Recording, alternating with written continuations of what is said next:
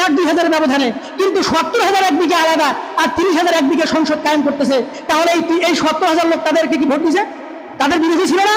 কিন্তু তারা কম সংখ্যক হয়ে অধিকাংশ লোককে শাসন করতেছে। এটাকে বলে মেজরিটি পদ্ধতি। এই পদ্ধতিতে কখনোই শান্তি আসতে পারে না।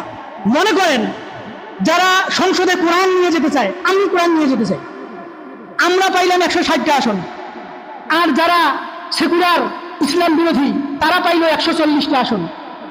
এখন সংসদে বিল উত্থাপনের সময় আমরা 160টা আসনের সবাই বলতেছি যে কোরআন অনুযায়ী রাষ্ট্র পরিচালনা হবে, তারা 140টা আসন বলতেছে যে না, এটা কখনোই আমরা মানি নিতে দিব না, সেকুলার অনুযায়ী রাষ্ট্র পরিচালনা হবে। যদি না করেন তাহলে মিডিল পর্যায়ে আসেন, আপনাদেরটাও হবে না, আমাদেরটাও হবে না, মাঝখানে থাকতে হবে। ইসলাম কায়েম হবে? আপনারা বলেন। সংসদীয় পদ্ধতি দিয়ে কখনো ইসলাম কায়েম হয় না। ইসলাম কায়েমের পদ্ধতি হচ্ছে জিহাদ ফি সাবিলিল্লাহ। বলেন আল্লাহু আকবার। এটা আল্লাহ রাসূল সাল্লাল্লাহু আলাইহি ওয়াসাল্লাম পদ্ধতি বাতিয়ে দিয়েছেন, সাহাবায়ে কেরাম দেখিয়ে দিয়েছেন, তাবিঈনগণ দেখিয়ে দিয়েছেন। গণতান্ত্রিক ধারায়, সমাজতান্ত্রিক ধারায় কখনো খেলাফা বাস্তবায়ন হয় না। খেলাফা প্রতিষ্ঠিত হয় জিহাদ ফি সাবিলিল্লাহ, কিতাল ফি সাবিলিল্লাহর মাধ্যমে। বলেন সুবহানাল্লাহ। প্রত্যেকটা মুসলমানের ভাষায় ইসলাম বিদ্বেষী আছে। আপনি বলতেছেন আমি মুসলমান, কিন্তু আপনার মাঝে ইসলাম বিদ্বেষ আছে, আছে নাই? কারণ আমরাই নিজেরাই ইসলাম বিদ্বেষী, আমরা নিজেরাই ইসলাম বিদ্বেষী। এখন বলবেন যে হুজুর কিভাবে? উদাহরণ, একজনের বাড়িতে বিয়ে অনুষ্ঠান চলতেছে, ধুম ধারাক্কা বক্স বাজতেছে, এখন হুজুর বলতেছে আমি ওই বিয়ে পড়াইতে যাবো না।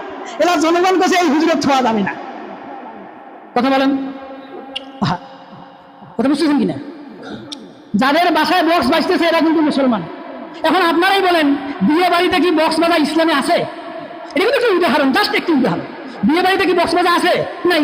এখন আপনারা জানেন না এই কথা, আপনারা দেশাচারী হিসেবে মনে করতেছেন একটু চেনা মানুষ একটু বাজাবে, ছেলে মানুষ একটু কি বাজাবে, বিয়ে বাড়ি না বক্স যাবে, এটা বিয়ে বাড়ি মানুষ একটু বুঝা পাচ্ছে, ওর বাড়ি বিয়ে আছে, আসলে নেই। বলেন, এই টের পাচ্ছে।